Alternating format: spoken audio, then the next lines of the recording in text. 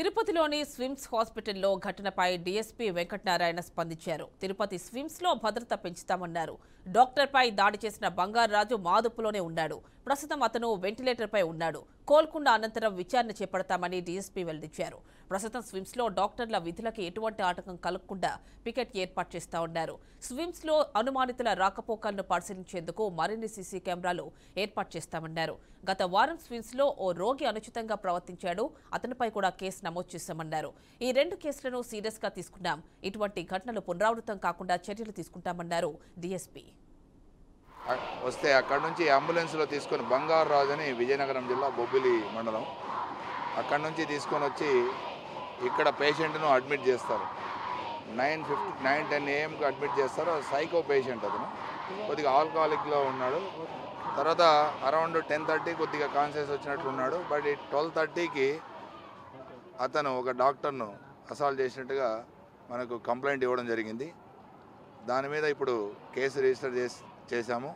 But ఆ patient now is ventilator మీద ఉన్నాడు. బంగారాజు ప్రజెంట్ ఇదే హాస్పిటల్లో స్విమ్స్లో వెంటిలేటర్ మీద ఉన్నాడు. అతనికి సర్వేలెన్స్ పెట్టినాం. అతను బాగైన తర్వాత లీగల్గా యాక్షన్ తీసుకుంటాం అతని మీద అసాల్ట్ చేసినందుకు. తిరుమలలో ఒక పేషెంట్ మేము మా సేఫ్టీ కోసమని ప్రొటెస్ట్ చేస్తున్నాం.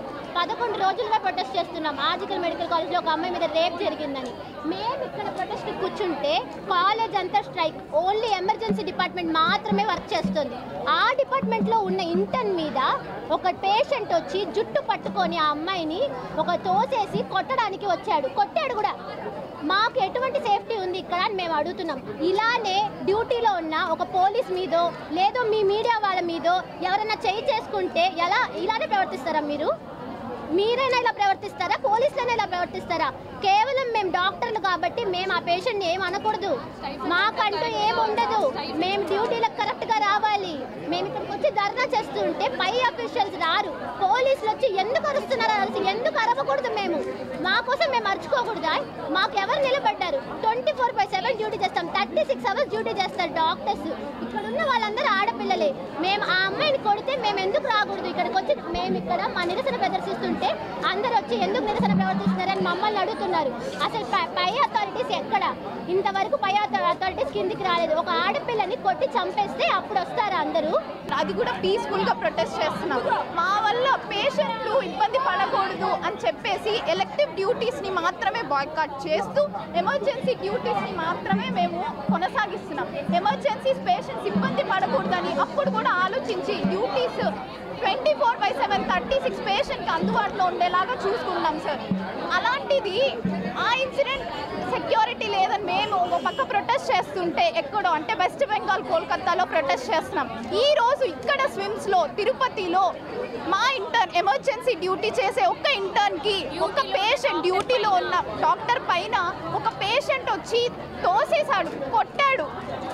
ఏమన్నా అంటే దానికి సెక్యూరిటీ రెస్పాండ్ అవ్వడం కూడా చాలా లేట్గా రెస్పాండ్ అయ్యారు సార్. అంటే ఒక డాక్టరే వచ్చి కాపాడారు. చుట్టుపక్కల సెక్యూరిటీ కూడా లేట్గా రెస్పాండ్ అయ్యారు. మేము మా సేఫ్టీ కోసమని ప్రొటెస్ట్ చేస్తున్నాం.